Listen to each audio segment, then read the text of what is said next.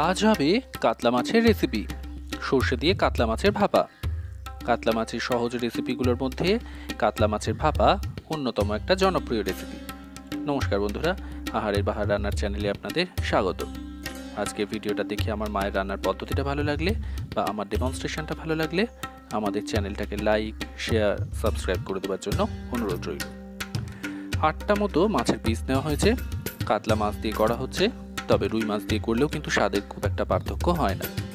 তবে ছোট মাছ হলেই ভাপা কিন্তু খেতে খুব একটা ভালো লাগে না, তাই রুই বা কাতলা যাই হোক না কেন একটু পাকা হলেই ভালো হয়। মাছ ভেজে রান্না করলে মাছের আষ্টে গন্ধটা ভালোভাবে চলে যায়। যেহেতু কাঁচা মাছ সরাসরি রান্না হবে, ভাজা হবে না, তাই কাঁচা মাছের আষ্টে গন্ধটা যাতে চলে যায় তার জন্য লেবুর রস মাখিয়ে কিছুক্ষণ রেখে দিতে হবে। একটা বড় মাপের পাতিলেবুর অর্ধেকটা নিয়ে তার রস দিলেই 8টা মাছের পিসের জন্য যথেষ্ট। সাথে হাফ চা চামচ করে হলুদ গুঁড়ো আর লবণ ছড়িয়ে একেবারে মাছের পিসগুলোর গায়ে মাখিয়ে দিতে হবে, আর 10-15 মিনিট মতো এই অবস্থায় রেখে দিতে হবে। সেই ফাঁকে দু একটা খুচরো কাজ সেরে নেওয়া যাক। একটা ব্লেন্ডারে নিতে হবে 2 চা চামচ করে কালো সর্ষে আর পোস্ত। শুধু সর্ষে দিয়েও করা যায়, তবে পোস্ত একটা আলাদা ফ্লেভার থাকে, যেটা এর সাথে অ্যাড হলে ভালো লাগবে। ব্লেন্ডারে নিয়ে আগে শুকনো অবস্থায় একবার ব্লেন্ড করে নিয়ে তারপর তার সাথে পরিমাণ মতো জল আর স্বাদ মতো কাঁচা লঙ্কা মিশিয়ে আরেকবার ভালো করে ব্লেন্ড করে নিতে হবে। নেক্সট আঁচের মধ্যে কড়া বসিয়ে তার মধ্যে 2 টেবিল চামচ সরষের তেল নিয়ে আগে তেলটা গরম হওয়া পর্যন্ত অপেক্ষা করে তারপরে পেঁয়াজ দিতে হবে। একটা বেশ বড় মাপের পেঁয়াজকে যত্ন করে কুচি করে ব্যবস্থা রাখতে হবে রান্না শুরু হওয়ার আগে থেকে। পেঁয়াজটা আগে একটু ভেজে নিতে হবে। মিনিট খানেক থেকে মিনিট দেড়েক ভেজে নেওয়ার পরে এতে মেশাতে হবে রসুন কুচি। যেহেতু রসুনের কুচিটা বেশ সূক্ষ্ম, তাই পেঁয়াজের সাথে একবারে দিয়ে ভাজলে পুড়ে যেতে পারে, তাই আগে পেঁয়াজ দিয়ে কিছুক্ষণ ভেজে তারপর রসুন কুচিটা মেশাতে হবে। রসুন দেওয়ার পর আরও মিনিট 2-3 ভাজার পর যখন পেঁয়াজটা মোটামুটি লালচে বাদামি হয়ে আসবে আর দেখবেন রসুনের কাঁচা গন্ধটাও চলে গেছে, তখন মেশাতে হবে খুচরো কিছু মশলা। 1/3 চা চামচ আদা বাটা, হাফ চা চামচ হলুদ গুঁড়ো আর 1 চা চামচ কাশ্মীরি লাল লঙ্কার গুঁড়ো। এই রান্নার রঙটা খুব একটা লালচে হয় না, বরং হলদেটে হয়, তাই হলুদ গুঁড়ো 2বার দেওয়া হয়েছে। আর কাশ্মীরি লাল লঙ্কার গুঁড়ো না দিলে রঙের ভারসাম্যটা বজায় থাকবে না।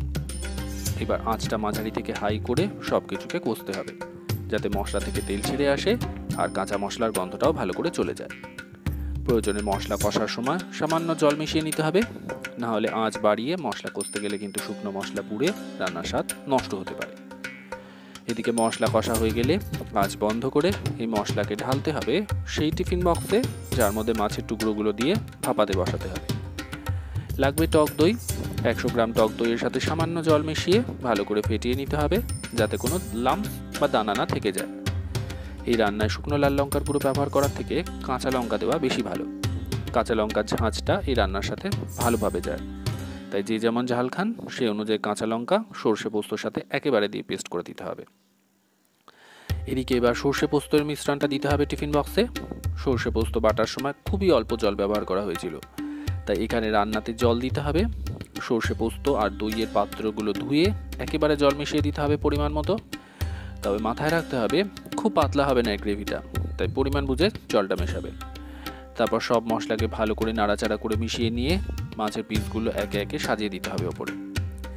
রুই বা কাতলা মাছের গাদা বা পেটি দিয়ে করাই ভালো।